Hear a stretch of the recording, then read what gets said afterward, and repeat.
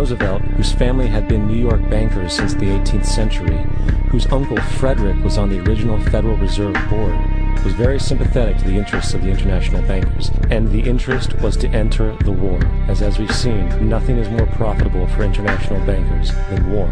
In a journal entry by Roosevelt's Secretary of War Henry Stimson, dated November 25, 1941, he documented a conversation he had with Roosevelt.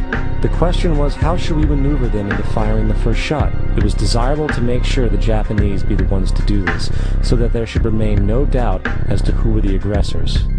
In the months leading up to the attack on Pearl Harbor, Roosevelt had done almost everything in his power to anger the Japanese, showing a posture of aggression. He halted all of Japan's imports of American petroleum. He froze all the Japanese assets in the United States. He made public loans to nationalist China and supplied military aid to the British, both enemies of Japan in the war, which, by the way, is completely in violation of international war rules. And on December 4th, 3 days before the attack, Australian intelligence told Roosevelt about a Japanese task force moving towards Pearl Harbor. Roosevelt ignored it. So, as hoped and allowed, on December 7, 1941, Japan attacked Pearl Harbor, killing 2,400 soldiers. Before Pearl Harbor, 83% of the American public wanted nothing to do with the war. After Pearl Harbor, 1 million men volunteered for the war. It is important to note, Nazi Germany's war effort was largely supported by two organizations, one of which was called IG Farben. IG Farben produced 84% of Germany's explosives, and even the Zyklon B used in the concentration camps to kill millions. One of the unspoken partners of IG Farben was J.D. Rockefeller's Standard Oil Company in America. In fact, the German Air Force could not operate without a special additive patented by Rockefeller's Standard Oil.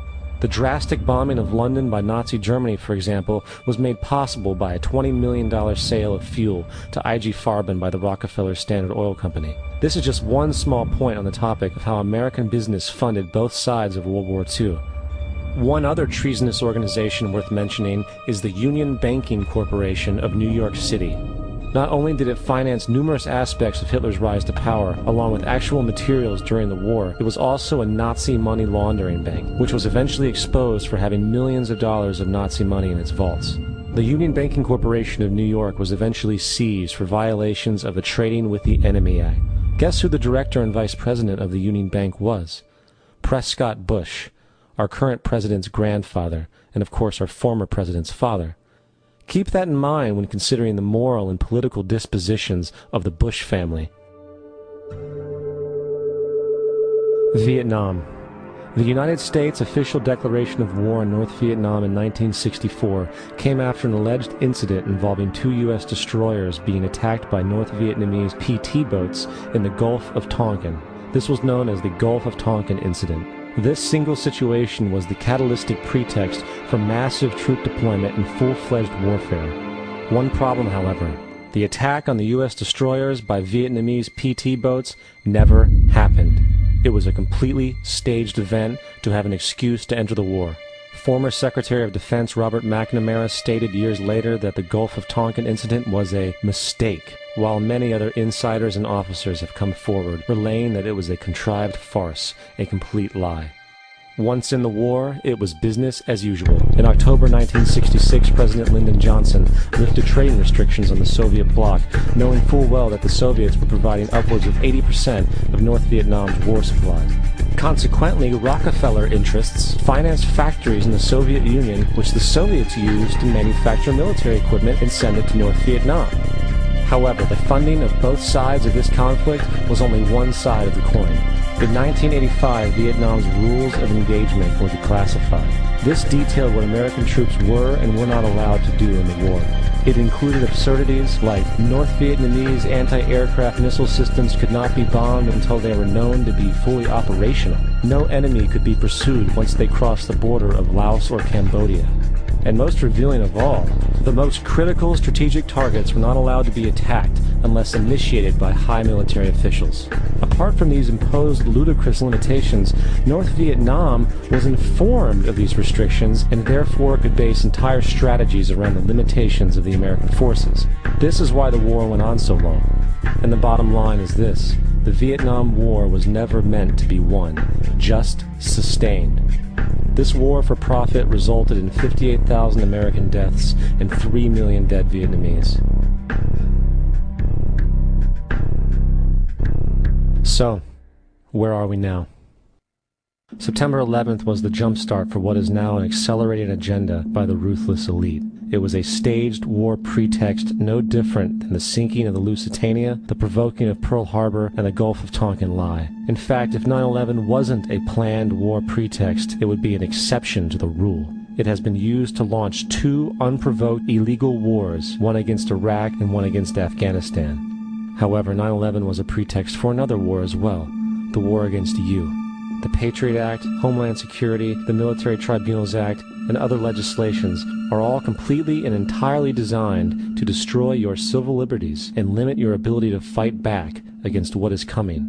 Currently in the United States, unannounced to most brainwashed Americans, your home can be searched without a warrant, without you being home. You can in turn be arrested with no charges revealed to you, detained indefinitely with no access to a lawyer, and legally tortured, all under the suspicion that you might be a terrorist. If you need a painted picture of what is happening in this country, let's recognize how history repeats itself. In February 1933, Hitler staged a false flag attack, burning down his own German parliament building, the Reichstag, and blamed it on communist terrorists. Within the next few weeks, he passed the Enabling Act, which completely eradicated the German Constitution, destroying people's liberties. He then led a series of preemptive wars, all justified to the German people as necessary to maintaining homeland security.